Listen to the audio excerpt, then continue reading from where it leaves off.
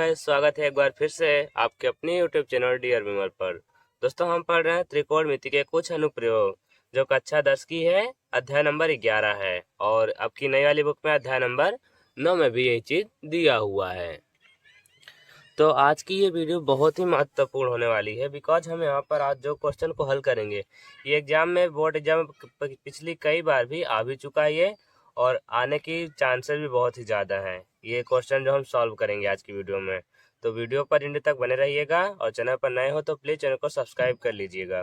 चलिए देखिए, हमारी पहले सवाल आज की है, आंधी के कारण किसी वृक्ष का ऊपरी भाग टूटकर क्षैतिज तल पर 45 अंश का कोण बनाता है।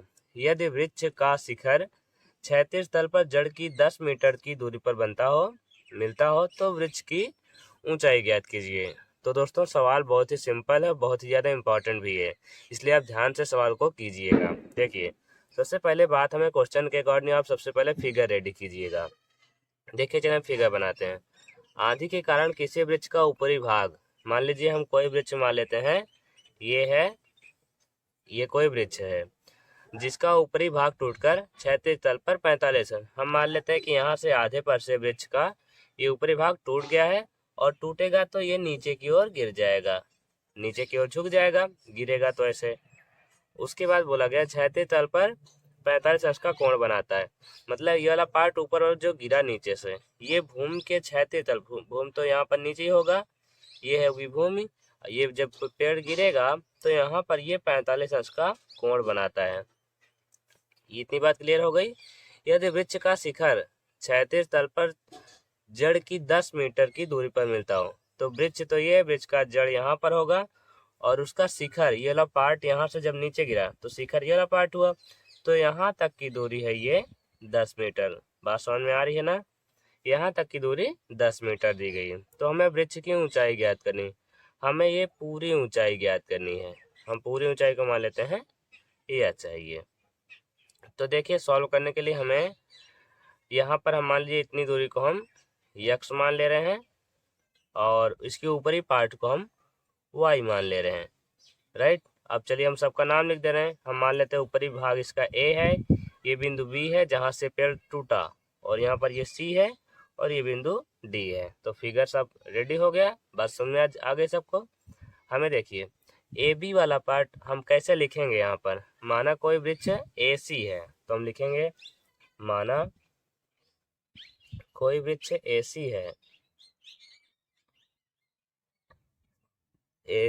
जिसका ये बीच वाला पार्ट जहाँ से टूटा, जिसमें बिंदु बी से टूटकर ये बी डी के रूप में ये टूट गया नीचे ना। बिंदु ए बी जो पार्ट था वो बिंदु बी से टूटा और धरती के बिंदु डी पर ये गिरा। तो हम इतना बड़ा लिखने की कोई जरूरत नहीं, आप लिख सकते हैं, वो करेक्ट होगा और अच्छी बात रहेगी, बट हम उसमें बहुत ही ज़्यादा टाइम वेस्ट होगा, इसलिए हम डायरेक्ट अपने पॉइंट पर आते हैं, सवाल कैसे हल होगी, राइट। अब देखिए, हमें इसके हल करने के, देखिए ये y a b y part था, यही वाई वाला पार्ट ही नीचे गिरा, तो सिंपल बात है ये भी वाई ही होगा, यहाँ से यहाँ तक की दूरी, राइट, क्योंकि वाई वाला पार्ट ही नीचे गिरा, और ये हो गई एक्स। तो हमें पूरे इस पेड़ की ऊंचाई चाहिए, एच की दूरी चाहिए। तो देखिए हम हल कैसे करेंगे। हम ये बी डी सी, पहले ये त्रिभुज लेंगे, तो त्रिकोणमिति अनुपात में इसके कोण के सामने वाली भुजा लंब होती है, तो लंब और आधार, तो लंब और आधार tan में आता है, तो वहां से हम x का मान निकालेंगे। जब हमें x का मान मिल जाएगा, फिर हम दूसरा, फिर इसी त्रिभुज में y का मान निकालेंगे। देखिए, थीटा सामने भुजा होगी लंब, ये आधार और कर्ण, आधार और कर्ण हमारा होता है कॉस में यूज होता है, तो हम कॉस लेकर y का मान निकाल लेंगे। जब हमें x और y का मान मिल जाएगा, तो वहां से h का मान निकाल देंगे, मतलब h बराबर x प्लस वाई हो जाएगा। तो इतनी बात समझ में आ गई सबको। तो चलिए अब देखते हैं हम सवाल को हल कैसे करना है। तो देखिए, हम लिखेंगे माना कोई वृक्ष ऐसी है जिसके बीच वाले भाग बी से पेड़ टूटकर उसके भूमि के बिंदु डी पर गिरा है।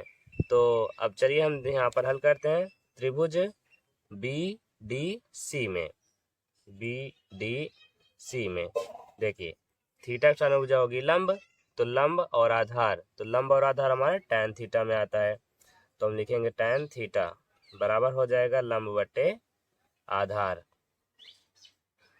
तो देखिएगा, थीटा का मान, ये कोण हमारा जितना है 45 अंश है, तो ये हो जाएगा tan 45 अंश बराबर लंब, ये लंब होगी हमारी x और आधार 10, तो हो जाएगा x बटे 10। तो tan 45 अंश का मान होता है 1, तो बराबर हो गया x बटे 10। तो हमें x का मान चाहिए, तो 10 को हम दूसरी तरफ कर देंगे, ये भाग में है, दूसरी तरफ जाएगा तो गुणा में हो जाएगा।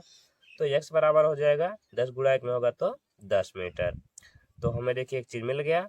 अब हमें x का मान मिल गया, हमें y का मान चाहिए, तो फिर से हम यही चीज़ करेंगे, फिर से वही त्रिभुज लेंगे, फिर से पुनः त्रिभुज BDC में। अब देखिए हमारा ये y का मान चाहिए, तो y यहाँ है कर्ण और ये है आधार, राइट। अब दोनों तरह से कर सकते हैं, जैसे यहाँ पर कर्ण है, यहाँ पर लंब है, तो अब साइन भी लगा सकते हैं और कॉस भी लगा सकते हैं, क्योंकि हमें यश की वैल्यू मिल ही चुकी है। बट देखिए यहाँ पर आधार है और ये कर्ण, तो हम कॉस यूज कर रहे हैं, तो कॉस थीटा बराबर हो जाएगा हमारा आधार बटे कर्ण। तो देखिए थीटा का मान यहाँ पर है 45 अंश, तो हम लिखेंगे यहाँ पर कॉस 45 अंश और बराबर ये आधार, आधार का मान हमारे पास है 10 मीटर और कर्ण हमें निकालना ही है, बटे y हो गया। कॉस 45 का अंश का मान होता है 1/√2, तो बराबर 10 बटे y। हमने शुरू में ही बताया आपको ये वैल्यू कुछ याद रखनी है, अपना पूरा जो त्रिकोणमितीय अनुपात त्रिकोणमिति के टेबल जो थी वो आपको याद रखना है।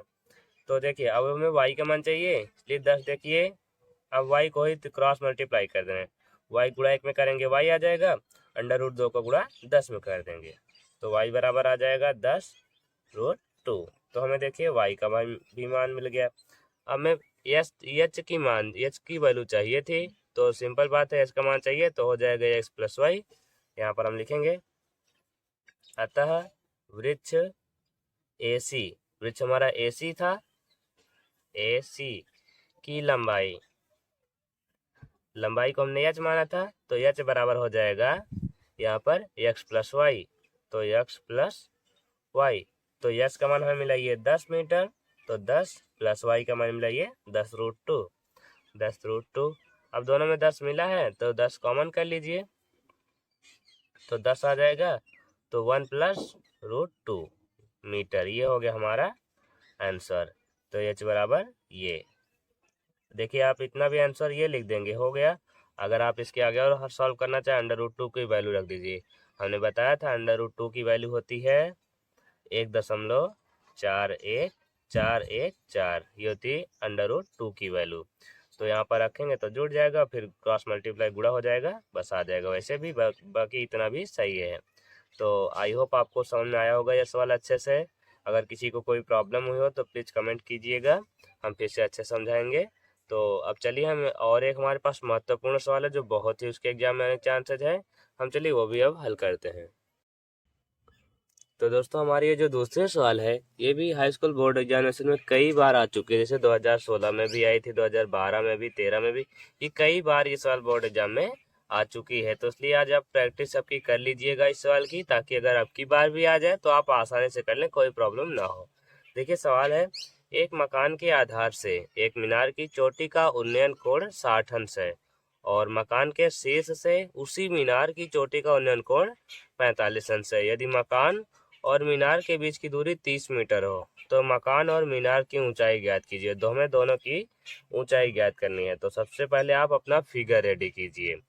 तो देखिए चलिए अब हम पहले फिगर बनाते हैं। इसमें कहा गया एक मकान के आधार से एक मीनार की चोटी, मतलब एक मकान हम मान लेते हैं ये है, कोई घर है ये, और उसकी और एक मीनार, तो मीनार भी एक दूसरी साइड है ये, राइट। मीनार बड़ी होगी, घर तो छोटा ही होगा। तो मीनार की चोटी का उन्नयन कोण 60 अंश है। कहाँ से? मकान के आधार से मीनार की चोटी, मकान का आधार ये है और मीनार की चोटी ये है, यहाँ से उन्नयन कोण 60 अंश है। मतलब यहाँ पर अगर हम लाइन खींचेंगे ये वाला, क्षैतिज तल तो भूमि वैसे ही रहेगा दोनों में, तो यहाँ से बनेगा ये 60 अंश का कोण। और मकान के शीर्ष से, मकान का शीर्ष बिंदु ये है, उसी मीनार की चोटी का उन्नयन कोण 45 अंश, मतलब यहाँ से मीनार की चोटी का उन्नयन कोण 45 अंश है और हमें यहाँ पर क्षैतिज तल अब इधर बना लेना है, तो यहाँ से ये 45 अंश है। तो फिगर ये इतना समझ में आया सबको। अब देखिए और यहाँ तक हो गया। यदि मकान और मीनार के बीच की दूरी 30 मीटर हो, तो यहाँ पर 30 मीटर, यहाँ से दोनों के बीच की दूरी 30 मीटर है। मकान के बीच, मीनार के बीच की दूरी और मकान दोनों के बीच की दूरी 30 मीटर है। तो मकान और मीनार की ऊंचाई ज्ञात कीजिए। तो चलिए हम सबका नाम लिख देते हैं। सबसे पहले देखिए हम यहाँ लिख रहे हैं ए बी, और यहाँ पर हम सी डी, और इसे हम लिख रहे हैं ई। ये बात समझ में आ गई सबको। अब देखिए हमें हल कैसे करना है। इसमें देखिए कुछ हमें मीनार की ऊंचाई ज्ञात करनी, ये इतनी पूरी, ई और सी के बीच की दूरी और ए बी के बीच की दूरी, मतलब हमें दोनों की ऊंचाई चाहिए। तो हम मकान की ऊंचाई को एच मान लेते हैं। और इसमें समझने वाली बात आ गई। हम देखिए अगर हम ए बी इतनी दूरी एच है अगर, तो एकदम सेम सीधा है उसके, एक से यहाँ पर डी और बी सी दोनों समांतर रेखा है, तो जितनी दूरी ये है उतना ये भी होगा, मतलब ये भी एच ही होगा यहाँ तक की दूरी, राइट। और वैसे इसमें भी अगर ये 30 मीटर है तो ये दूरी भी पूरी 30 मीटर ही होगी। बात समझ में आ गई सबको, क्योंकि दोनों समांतर रेखा है, जितनी दूरी ये है उतनी दूरी ये भी होगी। BC बराबर होगी AD के। अब देखिए हमें ये जो दूरी बची, हम इतने को x मान ले रहे हैं। ये दूरी को E से D तक की दूरी को x मान ले रहे हैं। तो इतना बात समझ में आ गया सबको। अब देखिए हमें ज्ञात क्या करना है। तो हमें देखिए मकान की इसकी ऊंचाई चाहिए और ये मीनार की ऊंचाई चाहिए। देखिए अगर हम मीनार की ऊंचाई EBC, ये वाला त्रिभुज हम अगर लेंगे EBC, ना ABC नहीं है, EBC है, ये वाला त्रिभुज लेंगे तो ये हो जाएगी थीटा सामने हो जाएगी लंब, ये पूरी रेखा, और ये आधार हो जाए। लंब और आधार हमारा tan में आता है। तो देखिए हमें ना तो h का मान पता है ना तो x का मान पता है, तो अभी फिर ये निकलेगा नहीं। फिर हम छोटा वाला त्रिभुज लेंगे। हमारा छोटा वाला त्रिभुज है EAD।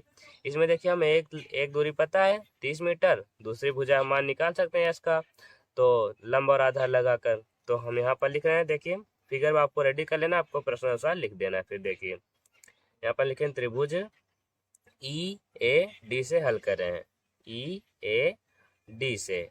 तो इसमें जब हम हल करेंगे तो थीटा सामने भुजा होगी लंब, और ये आधार हमें पता है, तो लंब और आधार tan में आता है, इसलिए हम tan वाला फॉर्मूला लगाएंगे। तो tan थीटा बराबर हो जाएगा हमारा लंब बटे आधार। तो इसमें थीटा का मान हमारा है ये 45 अंश, तो हम लिखेंगे tan 45 अंश बराबर है लंब। लंब देखिए हमारा x है और आधार है 30 मीटर, तो x बटे हो गया हमारा 30। tan 45 अंश का मान 1 होता है, बराबर ये x बटे 30। अब हम x का मान निकालेंगे, ये भाग में है, दूसरी तरफ होगा तो गुणा में हो जाएगा, 30 गुणा 1 में होगा तो 30 ही रहेगा। तो x बराबर हमारा आ जाएगा 30 मीटर। तो देखिए हमें x की मान मिल गई, ये x की वैल्यू भी मिल गई। अब देखिए x की वैल्यू जब मिल गई, हम पूरे की वैल्यू निकाल सकते हैं, क्योंकि देखिए x है और h है, तो पूरी दूरी हमारी क्या होगी, ये x में हम h जोड़ देंगे तो हमारी x प्लस h आ जाएगी। तो देखिए अब बड़े वाले त्रिभुज से हम कर रहे हैं EBC त्रिभुज हम अगला कर रहे हैं EBC से। तो देखिएगा फिर ध्यान से, थीटा का सामने भुजा लंब होगी, लंब हमारी है x प्लस h, और आधार हमारा है 30। तो लंब और आधार आता हमारा tan में, तो फिर इसमें भी tan थीटा बराबर होगा हमारा लंब बटे आधार। तो फिर देखिएगा ध्यान से, थीटा का मान हमारे पास है 60 अंश, तो हम यहाँ लिखेंगे tan 60 अंश है बराबर लंब हमारी है x प्लस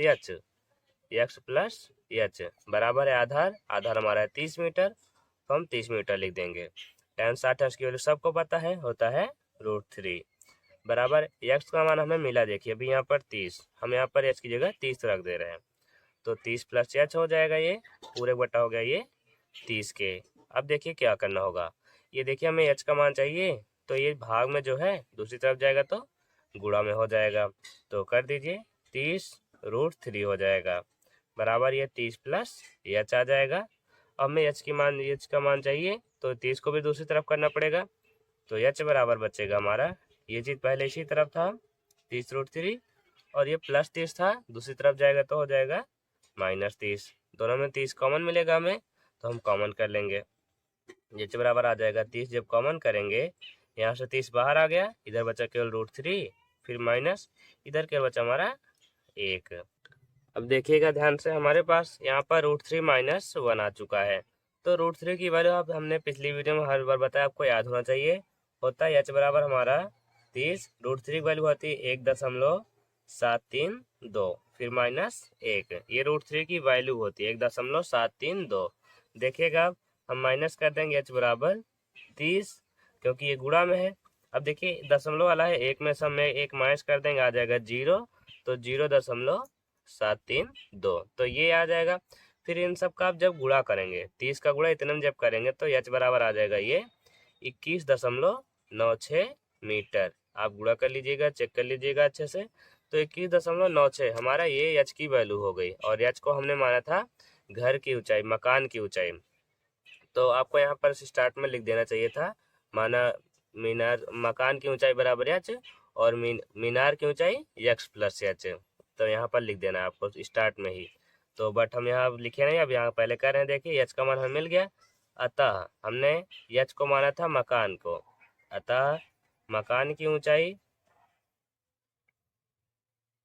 आपको सवाल हल होने के बाद लास्ट में लिखना बहुत ही महत्वपूर्ण, अपने क्वेश्चन में जो चीज पूछा गया था उसका आंसर लास्ट में लिखना है। मकान की ऊंचाई बराबर 21.96 मीटर, और फिर मीनार की ऊंचाई क्या थी, x प्लस h थी। तो लिखिए मीनार की ऊंचाई ये थी हमारी x प्लस h के। तो h का मान मिला हमें ये 30 मीटर, और प्लस ये मीनार की h का मान मिला मकान का 21.96 मीटर। फिर इन सबको जब आप जोड़ेंगे तो ये आ जाएगा 51.96 मीटर। तो यही चीज़ हमसे पूछा गया था, तो ये हो गया हमारा आंसर। तो आशा करते हैं आपको इसमें कोई भी प्रॉब्लम नहीं होगी, पूरे सवाल अच्छे से समझ में आई होगी। क्वेश्चन का मेन पार्ट होता है आपका फिगर रेडी करना। आपका अगर फिगर अच्छे से बन चुका, अगर आप बीच में कहीं थोड़ा बहुत मिस्टेक भी कर दें, फिर भी कोई टीचर उससे ज़्यादा ध्यान नहीं दे पाएगा। अगर आप फिगर गलत बनाएंगे तो आपको पहले ही नंबर माइनस हो जाएगा, इसलिए फिगर आप अच्छे से रेडी कीजिएगा। बाकी और सवाल में तो कोई प्रॉब्लम होनी नहीं चाहिए किसी को। चलिए हम ऐसे ही तीसरे सवाल को हल करते हैं। तो दोस्तों ये हमारी जो तीसरी सवाल अब दिख रही है आपको, ये बहुत ही ज़्यादा इम्पोर्टेंट है, क्योंकि देखिए आप कई बार आ भी चुकी है और इस बार आने की ज़्यादा चांसेस है इस भी सवाल की। तो आप एकदम से रिवीजन कर लीजिएगा, बहुत ही अच्छी तरह प्रैक्टिस। देखिए सवाल है, 1.5 मीटर लंबा एक लड़का 30 मीटर ऊंचे एक भवन से कुछ दूरी पर खड़ा है। जब वह ऊंचे भवन की ओर जाता है तब उसकी आंख से भवन के शिखर का उन्नयन कोण 30 अंश से 60 अंश हो जाता है। बताइए कि वह भवन की ओर कितनी दूरी तक चलकर गया है। तो देखिए अब सवाल आपको समझ के पहले फिगर बनाना है। देखिए 1.5 मीटर एक लंबा है, तो लंबा लड़का है। तो देखिए हम मान लेते हैं कोई लड़का है ये, जिसकी लंबाई 1.5 मीटर है, ये 1.5। और 30 मीटर ऊंचे एक भवन से कुछ दूरी पर खड़ा है, मतलब यहाँ पर एक भवन है, तो और भवन की ऊंचाई है 30 मीटर, यहाँ पर है 30 मीटर। तो हम एक एक पॉइंट लिखते भी जा रहे हैं। देखिए हम भवन का नाम मान रहे हैं हम ए बी, तो हम भवन को ए बी मान रहे हैं। तो आंसर में देखिए आपको लिखना है, माना कोई भवन ए बी है, कोई भवन ए बी है जिसकी ऊंचाई कितनी है 30 मीटर। तो ए बी हम है नहीं, ए बी बराबर डायरेक्ट हम 30 मीटर लिख रहे हैं, 30 मीटर है। और लड़का हमारा है, उसकी दूरी को हम सी डी मान ले रहे हैं, ये सी ये है डी, ए बी हो गया और ये सी डी हो गया। और यहाँ हम आगे लिख रहे हैं, और कोई लड़का है, लड़का का नाम यहाँ पर ये सी डी हम लिखेंगे, सी डी, जिसकी ऊंचाई कितनी है 1.5 मीटर, 1.5 मीटर है। राइट। अब देखिए क्वेश्चन के अनुसार आगे बढ़ते हैं। जब वह ऊंचे भवन की ओर जाता है, मतलब ये लड़का इस तरफ जा रहा है, तब उसकी आंख से भवन के शिखर का उन्नयन कोण 30 अंश से 60 अंश हो जाता है। तो आंख ही है तो ऊपर ही होगी। पहले देखिए 30 अंश था, लेकिन कुछ दूरी पर गया तो 60 अंश हो गया। तो पहले आप 30 अंश वाले को बना दीजिए। पहले यहाँ पर आप ये क्षैतिज रेखा आप इसे खींच दीजिए। आपको देखिए फिगर आपको हम पहले ही बता चुके, आपको पेंसिल से और स्केल से यूज करके बनाना है। हमें स्केल यूज नहीं कर रहे हैं, लेकिन आपको पेंसिल से और स्केल से बनाना है। तो पहले देखिए 30 अंश था, उसके बाद जब कुछ दूरी पर और गया, हम मान लेते हैं कुछ दूरी पर इधर तक गया, मान लीजिए यहाँ तक गया, यहाँ तक गया तो आंखें यहाँ से यही होगी, यहाँ से उन्नयन कोण इसका 60 अंश हो गया। तो उन्नयन कोण ये हो गया हमारा 60 अंश। तो आपको यहाँ पर क्षैतिज रेखा बना देनी है। आप सोच रहे होंगे हमने यहाँ से फिगर क्यों नहीं बने, क्योंकि कोण तो उसकी आंखों से ही बनेगा। लड़का यहाँ आया, उसकी आंखें ऊपर ही होंगी, राइट। अब देखिए उसकी आंख से उन्नयन कोण 30 अंश से 60 अंश हो जाता है। तो ये पहले 30 अंश था, उसके बाद आ चुका ये 60 अंश, और पूरी दूरी हमारी 30 मीटर है यहाँ से पूरे घर की ऊंचाई। अब आपको एक बात ध्यान में देखना है, देखिएगा लड़का हमारा 1.5 मीटर की लंबाई थी, तो ये दूरी देखिए, ये दोनों रेखा समांतर है। वो 30 मीटर था तो 1.5 मीटर ये इसके बराबर इस तरफ भी आ जाएगा 1.5 मीटर। ये जितना ये वाला पार्ट था दोनों क्योंकि लाइन समान ही है, तो ये वाला भी 1.5 मीटर आ जाएगा। तो अब देखिए हमें आगे क्या करना है। हम इसमें एक और बिंदु मान ले रहे हैं। हम मान ले रहे हैं कि ये वाला बिंदु ई है और ये वाला है एफ। देखिए ए बी कोई भवन है, ये सी डी कोई लड़का है, यहाँ पर ई मान ले, इतने को हम एफ मान ले रहे हैं। अब देखिए हम इतने की दूरी को यक्स मान लेना कि हम मान ले रहे यक्स दूरी पर वो लड़का गया है, यक्स दूरी चल कर गया, और ये बची दूरी हमारी वाई मीटर हम मान ले रहे हैं। तो देखिए अब एक बात आपको ध्यान देना है, अगर ये पूरी दूरी 30 मीटर थी, 30 मीटर थी, तो ये बी ई दूरी कितनी होगी। देखिए हम यहाँ पर लिख रहे हैं कैसे, दिया है जो चीज़ दिया आप लिख दीजिए। दिया है ए बी बराबर कितना है, ये ए बी पूरा है 30 मीटर, और हमारा ये लड़के की दूरी सी डी बराबर हमें दिया हुआ है 1.5 मीटर या 1.5। जितना 1.5 मीटर है सी डी उतना ही बराबर ए ई के होगा, तो हम बराबर ए ई के लिख सकते हैं, राइट। अब देखिए हमें बी ई की दूरी चाहिए, तो हम पूरी दूरी ए बी में से ए ई को घटा देंगे। हम लिखेंगे इसलिए बी ई बराबर पूरी दूरी हमारी थी 30 मीटर, लिख दीजिए पहले आप, जिसमें माइनस करें ए बी में से आप माइनस कर रहे हैं ए ई को, इस वाली दूरी को, ए बी में से हम ए ई को माइनस कर देंगे। ए बी हमारा था 30 मीटर माइनस 1.5 मीटर, तो जब माइनस कर देंगे तो हमारा आ जाएगा ये 28.5 मीटर। तो हमें दूरी मिल गई ये वाली, ये मिल गई 28.5 मीटर। किसी को कोई प्रॉब्लम हुई, अगर प्रॉब्लम होगी तो बताइएगा आप कमेंट में, वैसे तो किसी कोई प्रॉब्लम नहीं होनी चाहिए। अब देखिए हम आगे अब यूज करेंगे। देखिए हमें मान किसका चाहिए, पहले आपको ये देखना, हमें मान चाहिए यक्स का, कितनी दूरी पर गया, तो हमें यक्स का दूरी चाहिए। तो कोई त्रिभुज अभी बनेगा नहीं, क्योंकि यहाँ से करेंगे बी एफ ई डी, ये तो त्रिभुज बनेगा नहीं। तो हमारा देखिए बी और ये एफ है और ये ई है, हम ये तीन, तो ये बी एफ ई ये भी इनसे लेंगे, तो यहाँ पर ये कोण के सामने भुजा लंब होगी और ये आधार होगी, तो हम इधर से y का मान निकालेंगे। पहले आपको फिगर ऐसे रेडी करना है, और फिगर के अकॉर्डिंग ही आपको आगे एक एक स्टेप चल के करना है आप सवाल। देखिए हम y का मान चाहिए, तो हम त्रिभुज बी एफ ई से हम कर रहे हैं, ध्यान से देखिए त्रिभुज बी एफ ई से। तो देखिएगा ध्यान से, थीटा सामने भुजा होती है लंब, तो लंब है और आधार है, तो लंब और आधार tan में आता है, तो हम ऐसे लिखेंगे tan थीटा बराबर ये हो जाता है लंब बटे आधार, लंब बटे आधार हो जाएगा ये। तो देखिए थीटा का मान होगा भी 60 अंश, तो tan 60 अंश बराबर लंब हमारा हो जाएगा ये 28.5 बटे आधार y हो जाएगा 28.5 बटे में हो गया y। tan 60 अंश का मान होता है √3, तो √3 बराबर ये आ जाएगा 28.5 बटे में y। जब हम y का मान निकालेंगे तो क्रॉस मल्टीप्लाई करेंगे, √3 नीचे आ जाएगा, y बराबर आ जाएगा 28.5 बटे में आ जाएगा √3। आप देखिए y का मान हमें मिल गया। अब हम बड़ा वाला त्रिभुज से करेंगे बी डी ई से, तो इसमें x प्लस वाई, देखिए ये दूरी x है, ये दूरी y है, तो पूरी दूरी हमारी x प्लस वाई हो जाएगी, और ये लंब हमें पता ही है। तो देखिए फिर से हम त्रिभुज अब कौन सा कर रहे हैं, बी डी ई से, बी डी ई से हम हल कर रहे हैं, ध्यान से देखिएगा। इसमें भी tan ही यूज होगा क्योंकि लंब और आधार है, तो tan और थीटा, tan थीटा और थीटा का मान इधर अब 30 अंश होगा, तो 30 अंश बराबर लंब हमारा हो जाएगा 28.5। देखिए वही फॉर्मूला में लगा रहे हैं, लंब का मान हो जाएगा 28.5, बटे आधार, अब पूरी लाइन ली जाएगी x प्लस वाई, ये दूरी है x, ये दूरी है y, पूरी दूरी हमारी हो जाएगी x प्लस वाई। तो यहाँ पर tan 30 अंश, इसका मान होता है 1/√3 बराबर 28.5 बटे यहाँ पर ये x प्लस वाई हो जाएगा, सॉरी यहाँ पर लिखे नहीं, तो हो गया लंब बटे आधार, आधार का मान x प्लस वाई, tan 30 का मान 1/√3। अब देखिए बराबर ये बच्चा हमारा 28.5 बटे में हो गई ये x प्लस वाई।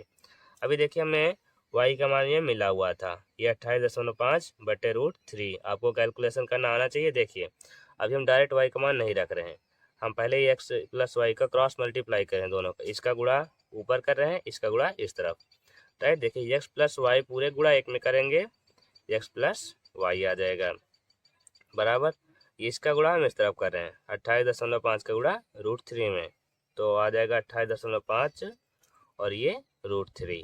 अभी देखिए हमें यस का मान चाहिए क्योंकि y इस तरफ प्लस में है, दूसरी तरफ जाएगा तो माइनस में हो जाएगा। तो कैलकुलेशन आपको करना, देखिएगा ध्यान से कैसे करना है।